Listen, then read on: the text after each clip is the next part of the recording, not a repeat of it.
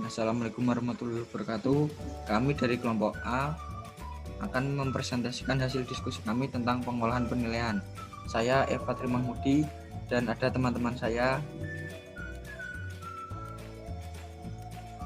Perkenalkan, nama saya Mirza Fikri Ananda, NPM 19120223. Perkenalkan, nama saya Adinda Dwi Kartaji, NPM 1912-12-0206.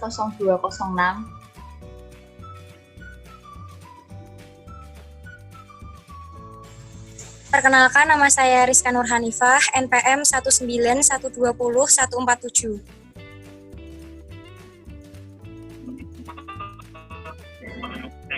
Saya Dinda Adelia, NPM 191202227.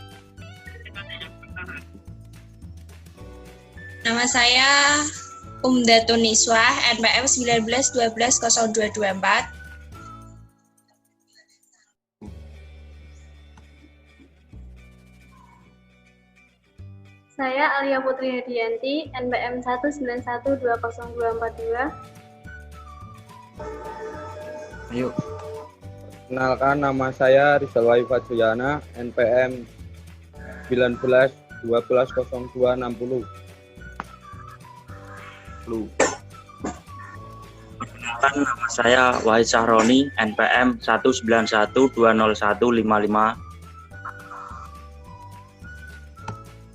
Yang pertama ada pengertian. Penilaian merupakan serangkaian kegiatan untuk memperoleh, menganalisis, dan menafsirkan data tentang proses dan hasil belajar peserta didik yang dilakukan secara sistematis dan berkesinambungan, sehingga menjadi informasi yang bermakna dalam pengambilan keputusan. Jadi, penilaian merupakan kegiatan yang dilakukan oleh guru untuk memperoleh informasi untuk dijadikan sebagai pengambil keputusan tentang hasil belajar peserta didik.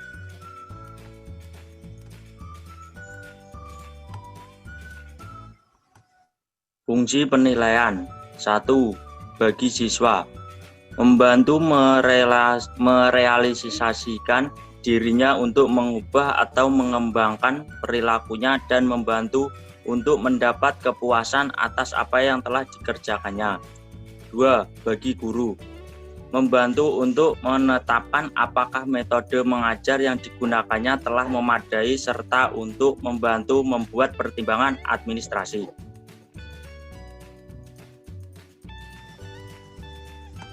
Aspek penilaian. Yang pertama, penilaian sikap.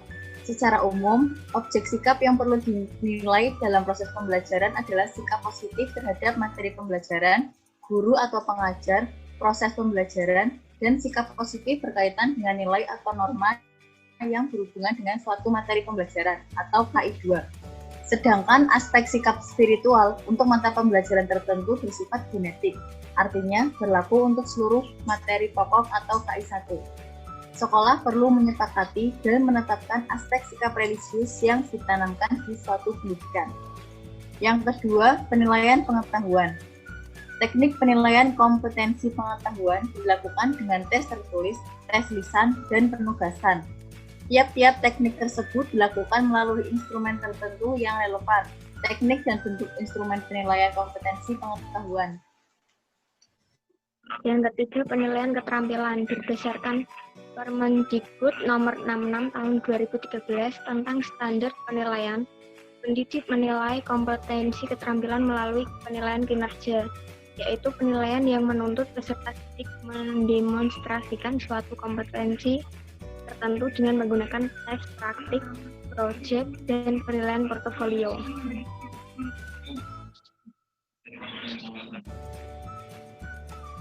Sistem penilaian acuan kriteria. Dalam pendidikan dikenal adanya sistem penilaian acuan norma atau PAN dan penilaian acuan kriteria atau PAK. Sejak diberlakukan kurikulum 2013, sistem penilaian yang digunakan adalah penilaian acuan kriteria. Penilaian acuan kriteria adalah penilaian yang dilakukan untuk mengetahui kemampuan siswa dibandingkan dengan kriteria yang telah dibuat terlebih dahulu. PAK berasumsi bahwa hampir semua orang bisa belajar apa saja, namun dengan waktu yang berbeda. Konsekuensi dari acuan ini adalah adanya kegiatan remedial. Penilaian hasil belajar oleh satuan pendidikan dilakukan untuk menilai pencapaian kompetensi lulusan peserta didik berdasarkan standar. Jenis dan manfaat penilaian. 1. Penilaian otentik. Penilaian yang dilakukan secara komprehensif untuk menilai mulai dari masuk, proses, dan keluar pembelajaran. 2. Penilaian diri. Penilaian yang dilakukan sendiri oleh peserta didik secara reflektif untuk membandingkan posisi relatifnya dengan kriteria yang telah ditetapkan. Yang ketiga, penilaian berbasis portofolio. Penilaian yang dilakukan untuk menilai keseluruhan intensitas proses belajar peserta didik termasuk penugasan perseorangan dan kelompok yang di dalam atau di luar kelas, khususnya pada sikap atau perilaku dan keterampilan. Yang keempat, ulangan. Proses yang dilakukan untuk mengukur pencapaian kompetensi peserta didik secara berkelanjut dalam proses pembelajaran untuk memantau kemajuan dan perbaikan hasil belajar peserta didik. Yang kelima, ulangan harian. Kegiatan yang dilakukan secara periodik untuk menilai kompetensi peserta didik setelah menyelesaikan satu kompetensi dasar atau lebih. Yang keenam, ulangan tengah semester. Kegiatan yang dilakukan oleh pendidik untuk mengukur pencapaian kompetensi peserta didik setelah melaksanakan 8-9 minggu kegiatan pembelajaran. Cangkupan ulangan tengah semester meliputi seluruh indikator yang mempresentasikan seluruh KD pada periode tersebut. Selanjutnya, 7. Ulangan akhir semester. Kegiatan yang dilakukan oleh pendidik untuk mengukur pencapaian kompetensi peserta didik di akhir semester.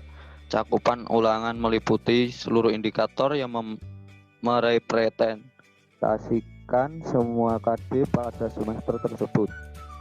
8. Ujian tingkat kompetensi (UTK). Kegiatan pengukuran yang dilakukan oleh satuan pendidikan untuk mengetahui pencapaian tingkat kompetensi. Cakupan UTK meliputi sejumlah kompetensi dasar yang merepresentasikan kompetensi inti pada tingkat kompetensi tersebut. 9. Ujian mutu tingkat kompetensi. Kegiatan pengukuran yang dilakukan oleh pemerintah untuk mengetahui pencapaian tingkat kompetensi. Cakupan UMTK meliputi sejumlah kompetensi dasar yang merepresentasikan kompetensi inti pada tingkat kompetensi tersebut. 10. Ujian nasional. Kegiatan pengukuran kompetensi tertentu yang dicapai peserta didik dalam rangka menilai pencapaian standar nasional pendidikan yang dilaksanakan secara nasional. Yang ke-11, ujian sekolah. Kegiatan pengukuran pencapaian kompetensi di luar kompetensi yang diujikan pada UN dilakukan oleh satuan pendidikan.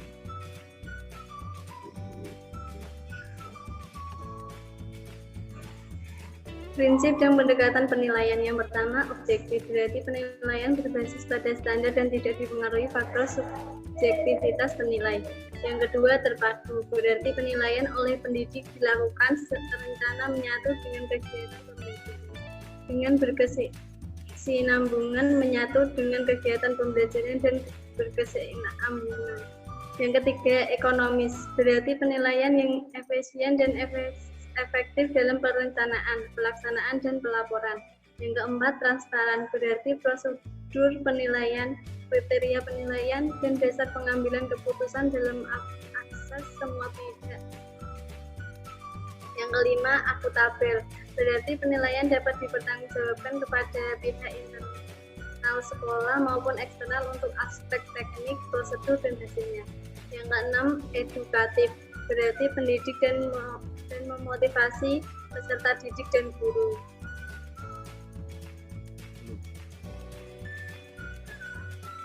Hasil penilaian kelas, penentuan KKM. Pengawas sekolah melakukan rekap hasil penilaian ketercapaian hasil pembelajaran pada satuan pendidikan yang dipimpinnya. Diharapkan dengan melakukan rekap penilaian, pengawas sekolah memiliki gambaran secara menyeluruh mengenai pencapaian ketuntasan belajar minimal atau KKM yang telah ditentukan di sekolah yang dipimpinnya. Berdasarkan Permendikbud 81A tahun 2013 tentang implementasi kurikulum Lakiran 4 Pedoman Umum Pembelajaran. Nah, terima kasih. Sekian presentasi dari kami. Apabila ada kesalahan, kami mohon maaf. Wassalamualaikum warahmatullahi wabarakatuh.